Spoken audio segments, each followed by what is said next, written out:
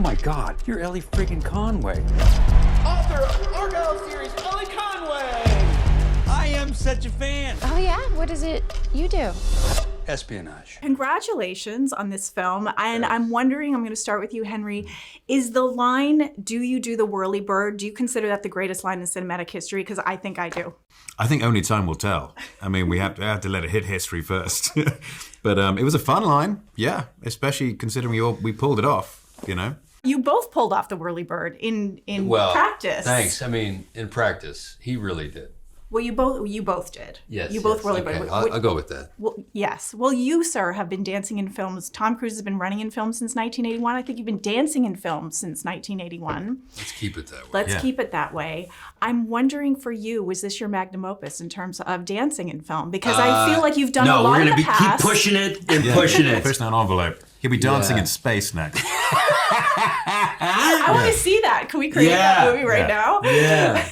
So it's still a work in progress for you. Yeah, it's a work in progress. Okay, but was that written? Did Mathew write sort of the dancing in for you, or? We've sort of found it along the way. We had an amazing dance team, Ash and Jenny, who helped Henry and I. There was stuff that we did that actually did end up in the movie, tap dancing and stuff. I heard about that. Yeah. The tap dance was fun, but really, really hard. Yeah.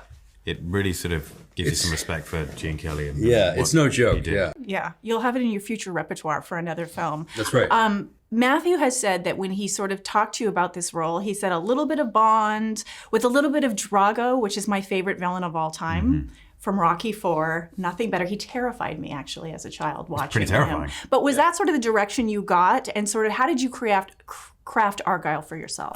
Yes, I mean, that was as far as the sort of the physical description of him goes. But we sort of discovered him along the way because he's all the spy tropes turned up to 11. And he takes himself seriously, but the tone of the movie isn't taking him seriously, but sort of is.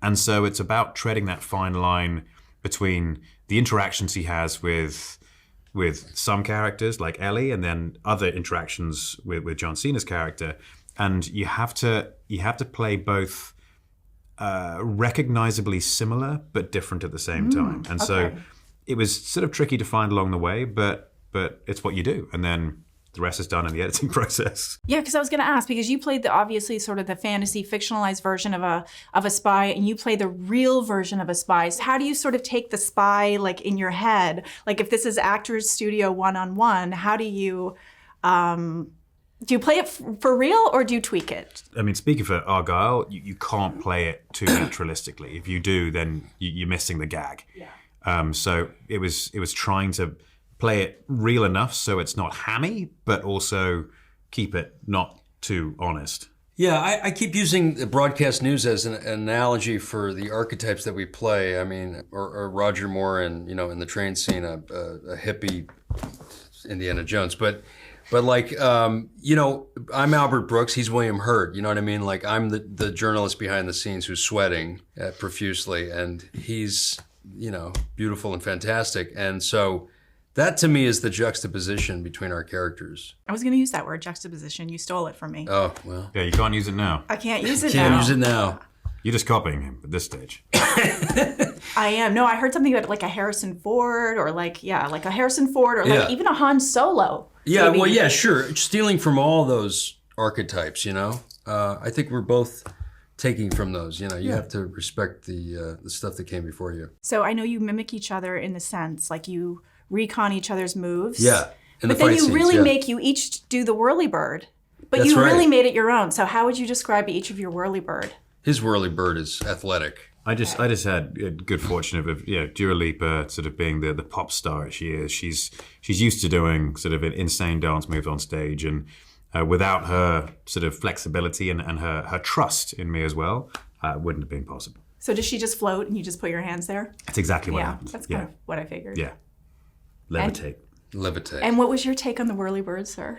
Well, we sort of had got some help with some wires. We did it both ways. Bryce carrying me and me carrying her, and we had also to do it with the fights, and it was very complicated, that thing.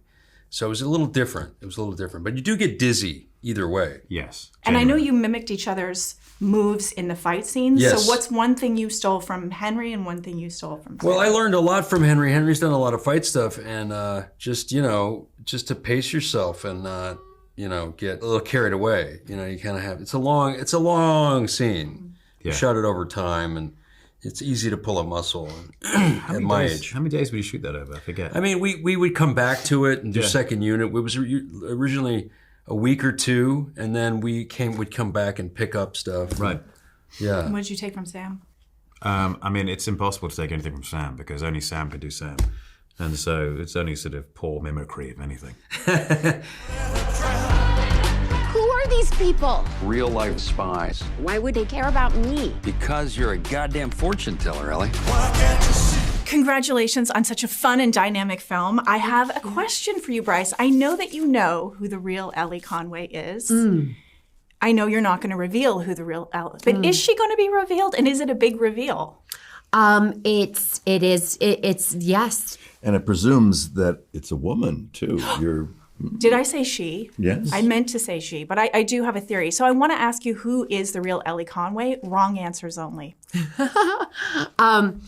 I mean, I really just even saying anything, I think that, I could just suddenly, there could be a dart that could come out of nowhere, hit me in the neck, and I'm, gone. Which has happened before. Yes. Yes. So we don't want to lose another one to this question. But yes, there will, the information will be coming out. And I know that because I keep begging for the information. Oh, I'm like, really? when's the reveal going to be happening? So. Oh my it's gosh, cool. Adorable. It's cool. I love it. I can't wait to hear.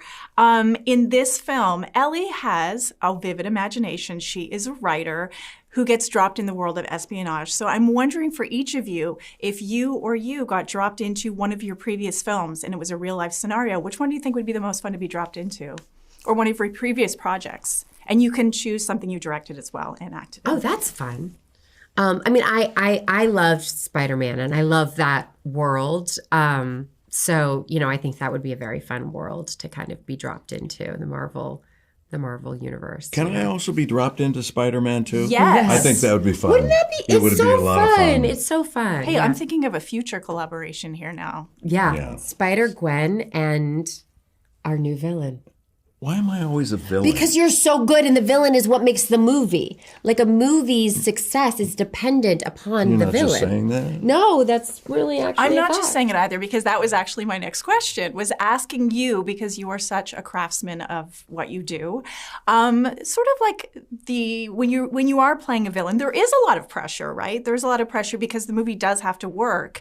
And a lot of it is based on the hero, but on the villain. So what are Bryan Cranston's rules for playing a villain? Make him real. Yeah. Make his choices and his agenda clear to me so that I can play it. And I think if you play him evil or something, that's an end result. That's something that you want the audience to determine, but not yourself. So when I was doing this or any character that is questionable, I always try to say, what is he really after? And why? How can I justify what he's trying to do? She represents, in my world, Ellie represented chaos and things that are flying out of control. And I want to get things in order.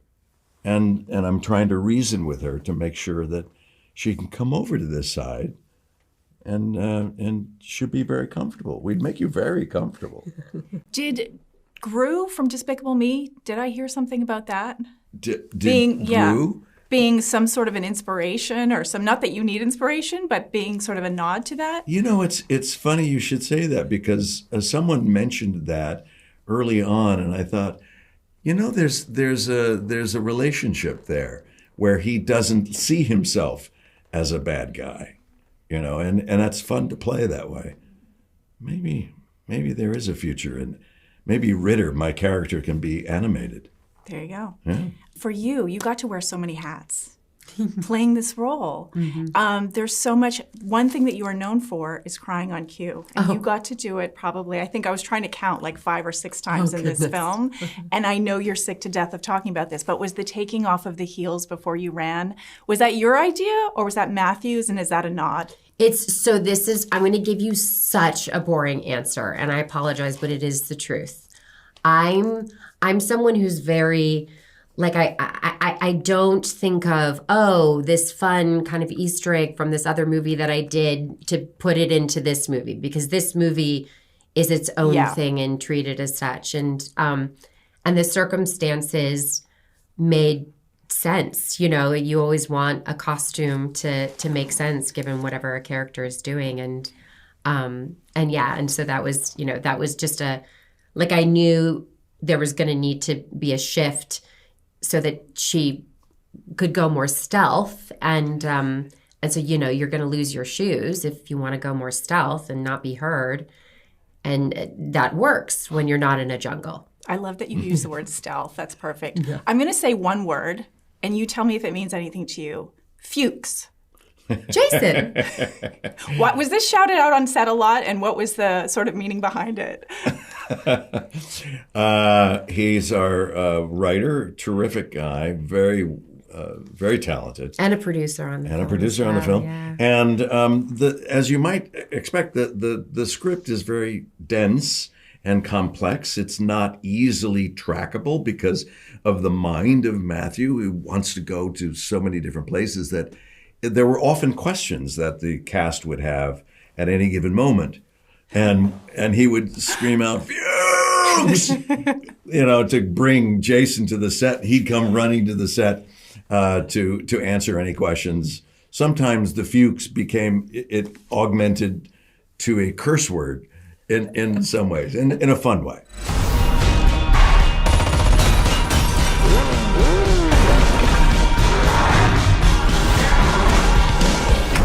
So I'm going to start with you, sir. Dua Lipa, and I'm going to quote her, has called you her emotional support actor because the two films that she's been in, Barbie and this one, you were there alongside with her. Do you care to respond to that? And how do you feel about her? Is she your emotional support actress? Okay, well, I don't take that lightly. I think I'm incredibly grateful someone would say that. My takeaway from that is we did spend a lot of time on set. And in Argylle, it's very different than what I did in Barbie. In Barbie, I was ridiculous. I sang to Dua Lipa horribly. And I was wearing a merman costume. That was a different scenario, but that was actually the second time we got to work together. Argylle was filmed years before that. And that was kind of her dipping her toe into the cinematic experience. She was admittedly nervous and was vulnerable enough to share that with the group. Mm-hmm. And in movies, you shoot a little bit, then you stop down for a little bit. So we got to shoot and we got to talk. And she's a genuine, real person. We connected through our lives as touring performers and had much more deep conversation than the normal just pleasantries that sometimes you have on a movie set. So when I hear like this person is my emotional support actor, that to me, my takeaway is we talked, she listened, and she had as much to take away from that experience as I did. So that's really cool because, everybody usually gets along. Yeah. But there's not a lot of circumstances where you form a deep connection with someone. And if I could help her perform, she crushed in this movie. Yeah, she did. And if I was a vehicle to help do that, I'm grateful. But what I'm most grateful for is that the moments that I thought were genuine weren't lost. And that's important. Yeah. Well, thank you for that heartfelt answer. And it reminds me of your tweets, because thank you for your tweets. Because sometimes I wake up in the morning and they give me inspiration. And I'm like, damn, he really has his finger on the pulse of what we need to hear. You came off on the best dressed thing. And now I'm just here to suck up. That's all. And by the way, I take mermen very seriously. Okay? There's no joke there. That was no joke. No, and actually, thanks for that. It sort of feeds into what I wanted to ask you, because I know you were cast in this before your Oscar-winning performance in West Side Story. And Mathew cast you because not as many people knew you at the time. So I'm wondering for you, if you can sort of talk about that experience from where you were then. Oh, well, I was just honored that he even liked my tape, because I auditioned. I put myself on tape like you do, and I took the meeting with him, and he was like, so I hear you're in West Side Story, like, and I was like, yeah, and I'm not. But, I don't think he really put together I was playing Anita or anything, which wasn't really important to me because I just wanted to know that I could actually work, that I had the ability to get another job, because that's the thing. But we had a great time, and he genuinely listened to, anything I had to say.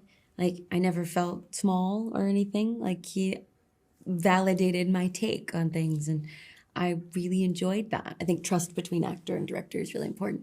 So I was just grateful that I felt like I had done a good job. I was going to work with someone who is very clearly a visionary, and he saw me. And I thought that was just like a winning ticket, you know? So You're both I'm making happy me to be cry there. today. My goodness, I was not expecting that, but that was beautiful. I just saw ISS, and that was a beautiful performance as well. Oh, So, thank you. yeah, you've had some projects since then, and in this film, Ellie's character is a writer, and she writes about fantasy, but then she's actually dropped into that world, and she has to see how she does in that world. So I'm wondering for each of you, if you as people got dropped into the world of any of your previous projects, which one do you think would be the most fascinating to see how you navigated? That's a good question. This one's not a bad one. It's pretty cool. Argylle's not a bad one just not a bad because one. there are so many layers. I think everything or most all that I've done is, I don't want to say one-dimensional, but what you see is what you get. Yeah. Argylle has so many secrets, so many twists, and so many layers that I think there would be options to write beautiful stories from this Oh, one. yeah. Yeah. Yeah, but I agree. I think I'd drop myself into this one. I don't know if I would last very long, but I would give it a go. It's also not a period piece. You don't have to worry about No. like life without air conditioning or internet. Right? Or Right, like true. overly That's like refrigeration. That's true. The overly corsets are- enclosing Yeah. clothes or anything. Good point. Yeah. I know that you are a huge Kingsman fan. Yes. And we've talked about your wardrobe today. You like a well-cut suit. Like, I know a John Cena suit when I see one. So I'm wondering if that was any incentive for working. And when you saw the Hawaiian shirt that you were going to wear, were you like, where's my suit, man? No, not at all. It's no secret. There's a line in Kingsman that says, a gentleman is the modern day knight and a suit is his armor. And that resonates with me. This is what I feel most comfortable in. Everybody's like, man, you're overdressed. This is my uniform. This is the jorts and the t-shirt and the ball cap and the wristbands. I feel comfortable in this. Yeah. This is where I feel I'm my best self. But I don't mind crazy costumes, as you saw in Barbie and some of my other movies. I've been wearing my birthday suit. So that's part of the fun of creating a character. So when you're able to step out of your comfort zone, especially on screen, is exceptional. I wasn't asking Mathew where my suit was because I know he's got it for the next one. Love that answer. And by the way, I wear the same thing on the plane that I do to an award show that I do to this. Yeah. So I feel seen and heard. Yes. Last question for you. You sing a song. You're such a beautiful singer, and you sing a song that is on the soundtrack for this. Boy George. Yeah, I know. Can we Boy talk George, about that? amazing. Yeah. Yeah, he came on and wrote some additional lyrics to what we had already come up with, or rather Mathew Vaughn and Lauren Bauf and Stuart Price and Gary Barlow originally wrote the tune that you hear in the movie. Boy George came on and was like, I got a little special sauce. And so that's what you hear in the credits. And now Rogers as well adds to it. And we just had a blast. We wanted to create a tune that felt, truly electric, that could, provide this beautiful underbelly to this incredible film. It's a song that makes me dance. Yeah, I don't dance. and I you don't- don't dance, No, my dude. you've seen there's a video out there of all of us doing it. Yeah, it's thank cool. you. And I heard It's it. a great and, tune. Man, I just went for it. You really So I'm did. sorry. I'm sorry. No, never apologize. Do not apologize for feeling joy and being encouraged to move Very by powerful said joy. But it was great. It was a great experience. And then also, if you do go to the film, stay for Electric Energy. And there's one other tune right after it called Get Up and Start Again, which is that I also sang, which feels like the most epic end credits Bond-esque ballad that is very Argylle for us. So between the two of them, you will like something, I promise you. It's time for you to meet the real Agent Argylle. Oh my God. Oh my God. Oh my God.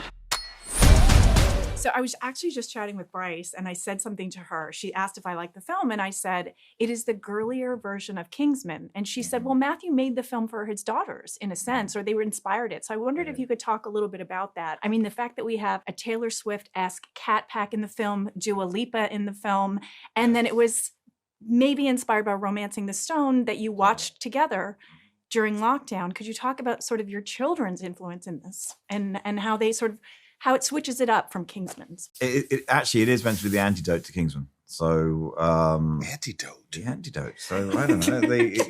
When you have a daughter. Yes, I do. And I can tell you, I think if you want to learn, well, for me, I think I've learned more about being a woman from my girls than anything. And if I don't learn quick, they tell me off quick. Exactly. Yeah. So they're in charge.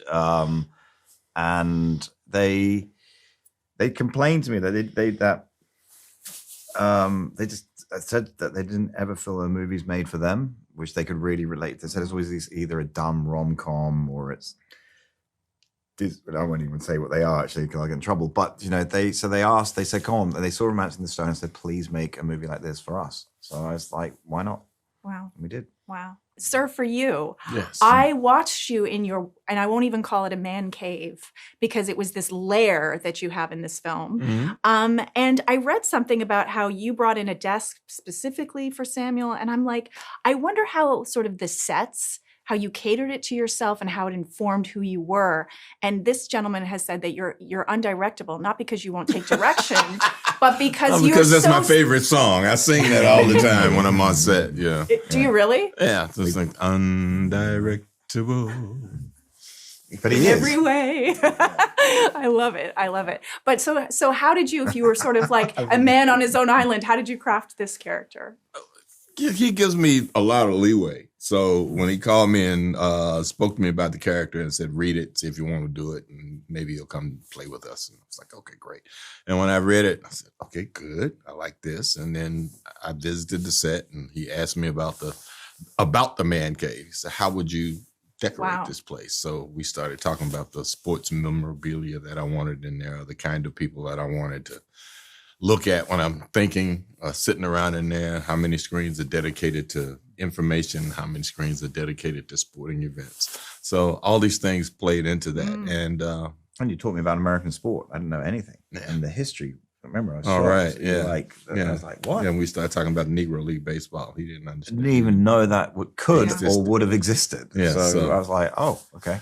He allowed me to do that, and he allowed me to create the character look, because I essentially look like this because I was here doing something else.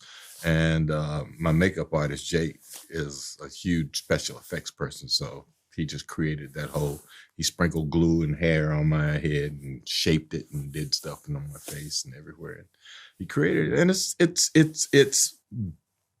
fun, the fun aspect of doing this job, that when you find people that give you the opportunity to create something and bring it, like he did, even in Kingsman, when I showed up, I brought something that he didn't expect and he accepted it. No one expected it.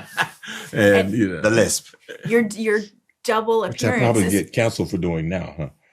No. Would I get in trouble for doing it now? You can argue that you overcame stuttering. So. Yeah, that's but that's true. a whole nother That's true. thing. Yeah. But no one's gonna have to cancel so he just totally allowed me to come in and create this guy and use the words that he had on the page to express who he was, and the words were perfect. I So love that you had a went good big time. on this one too. You went so big, the way we love to see you. I have to ask about the cat. You're going to ask a lot of cat questions. You're Yes. like, of course. I know. But Well, you're almost like Ellie Conway in a way, because she couldn't go anywhere without her cat. She put him in the cat pack. And I feel like the same came true for you, because this was your family pet that you had to bring on set. Yeah. So did you feel like you and the cat were together 24/7? It was in I your didn't trip? feel I was. For me, it was the nightmare of having a cat. Not for Ellie, it's a dream. For me, it was a nightmare. But I did fall in love with the cat by the end. But at the beginning, I didn't think it through, and I said I'm going to borrow the cat, and became the cat handler, the cat feeder, cleaning cat litter. I didn't even know. I don't know how you train a cat to do it, but they seem to know where to go to the loo. But I love the cat now. I didn't at the beginning of the film. You didn't, even though it was your I pet. didn't. No, they bought it without telling me. It was a big surprise coming home one day. We have a big German Shepherd. We have a German Shepherd, and I was like, I don't know if this is a good idea. But I now do love Chip. And Chip was a great actor.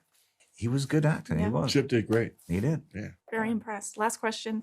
Who is Ellie Conway? Who's the real Ellie Conway? Are you going to reveal this at any time? Because I'm told that it's a big reveal. Of course, there was. Well, I don't know what a big reveal is, apart from the fact there is an Ellie Conway, the writer who wrote the book. Because everyone thought it wasn't real, and I said books don't write themselves.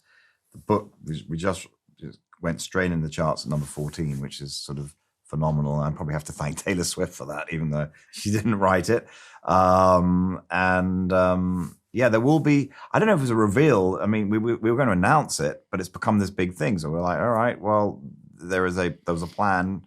We wanted the movie to come out first and then talk about the book. So give it a couple of weeks and it will be announced. It ain't going to be like Taylor Swift. I think everyone's, saying it was Elvis Presley. It wasn't. Well, the cats could have a play date though when you do the reveal. They could be there maybe. together. I think you'd have to ask Taylor. Yeah.